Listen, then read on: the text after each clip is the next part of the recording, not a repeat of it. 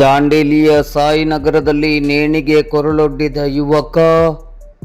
ದಾಂಡೇಲಿಯ ಸಾಯಿನಗರದ ಉದ್ಯಾನವನದಲ್ಲಿ ಯುವಕನೋರ್ವ ನೇಣಿಗೆ ಕೊರಳೊಡ್ಡಿದ ಘಟನೆ ಮಂಗಳವಾರ ತಡರಾತ್ರಿ ನಡೆದಿದ್ದು, ಈ ಬಗ್ಗೆ ಇಂದು ಬುಧವಾರ ಬೆಳಿಗ್ಗೆ 7:30 ಗಂಟೆ ಸುಮಾರಿಗೆ ಮಾಧ್ಯಮಕ್ಕೆ ಮಾಹಿತಿ ಲಭ್ಯವಾಗಿದೆ. ಅಂದಾಜು 23 ವರ್ಷ ವಯಸ್ಸಿನ ಮಂಜುನಾಥ್ ಮಲ್ಲೇಶ್ ನಿಂಬಾಳ್ಕರ್ ಎಂಬಾತನೇ ನೇಣಿಗೆ ಶರಣಾದ ಯುವಕನಾಗಿದ್ದಾನೆ. ಈತ ಮೂಲತಃ ಗಾಂಧಿನಗರದ ರೈಲ್ವೆ ಹಳಿ ಹತ್ತಿರದ ನಿವಾಸಿಯಾಗಿದ್ದು, ಕಳೆದ 3-4 ವರ್ಷಗಳಿಂದ ತಾಯಿ ಹಾಗೂ ಸಹೋದರಿಯರ ಜೊತೆ ಬೆಂಗಳೂರಿನಲ್ಲಿ ವಾಸವಿದ್ದನು. ಕಳೆದ 2-3 ದಿನಗಳ ಹಿಂದೆ ದಾಂಡೇಲಿಗೆ ಬಂದಿದ್ದನು ಎಂಬ ಮಾಹಿತಿ ಲಭ್ಯವಾಗಿದೆ.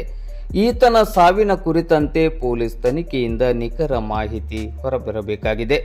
ಮೃತದೇಹವನ್ನು ನಗರದ ಸಾರ್ವಜನಿಕ ಆಸ್ಪತ್ರೆಯ ಶವಾಗಾರದಲ್ಲಿ ಇರಿಸಲಾಗಿದೆ.